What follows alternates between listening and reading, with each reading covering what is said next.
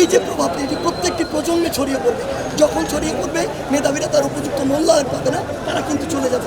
আপনি হয়তো হালকা কিছু রেমিটেন্স পাচ্ছেন, একটা দেশ শুধুমাত্র রেমিটেন্স দিয়ে চলে না, আপনার বুদ্ধিবৃত্তিক লাগবে, মেধাভিত্তিক লাগবে, আপনার প্রত্যেকটি জায়গায়। এই যে আপনি পৃথিবীর প্রত্যেকটা দেশ থেকে হায়ার করে মানুষ নিয়ে আসছেন, এখানে কি হচ্ছে, আপনার প্রচুর পরিমাণে অর্থ খরচ হচ্ছে, অর্থাৎ আমরা অল্প কিছু রেমিটেন্স পেয়ে মূল্যবান সম্পদগুলোকে দেশের বাইরে পার করে দিচ্ছি।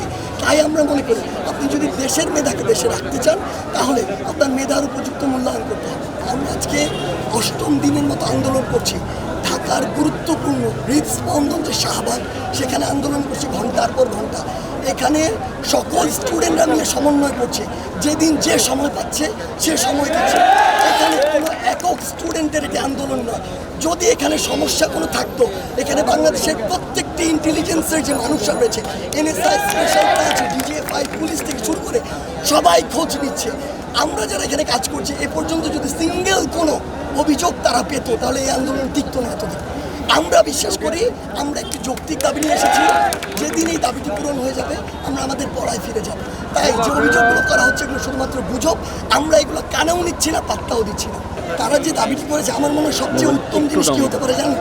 তাদের জন্য আরেকটা দেশ করা, যেই দেশটা হবে ইউটোপিয়ান একটা কান্ট্রি, যেখানে শতভাগ শুধু তাদেরই কোটা থাকবে, আর পৃথিবীর কোনো মানুষের কোনো কিছু দরকার নাই। 1% মানুষের যদি 70% লাগে, তাহলে ওই মানুষগুলো যখন শাহবাগে দাঁড়ায় কথা বলবে, শাহবাগের ফুটপাতে কিছু মানুষ আছে না খেয়ে পড়ে থাকে, ওই রকম মানুষ ছাড়া আমরা তাদেরকে কিছুই মনে করি না। কারণ তারা তাদের যতটুকু ন্যূনতম বিবেকবোধের জায়গা ছিল সেটুকু হারিয়ে ফেলেছে। যদি হারিয়ে না ফেলতো, মানসিক ভারসাম্যহীন না হয়ে যেত, তাহলে পুরো বাংলাদেশের এই যে 99% মানুষ, তাদেরকে ভুলে গিয়ে শুধু 1%-এর জন্য কোনোদিন 70% কোটা দাবি করতে পারত। এই মুহূর্তে আমরা যে রূপগুলোতে অবরোধ করছি, সেই অবরোধে বাংলাদেশের যে কেউ আসুক না কেন, তাকে এখানে দাঁড়াতে হবে।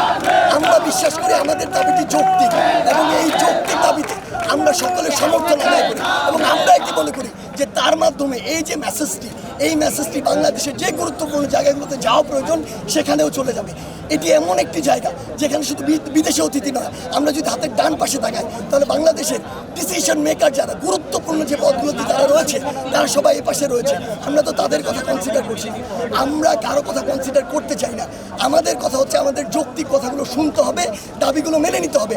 আপনার যদি মনে হয় অযৌক্তিক, আপনি আমাদের ব্যাখ্যা দিন, আমরা তার রিভার্স ব্যাখ্যা দিব।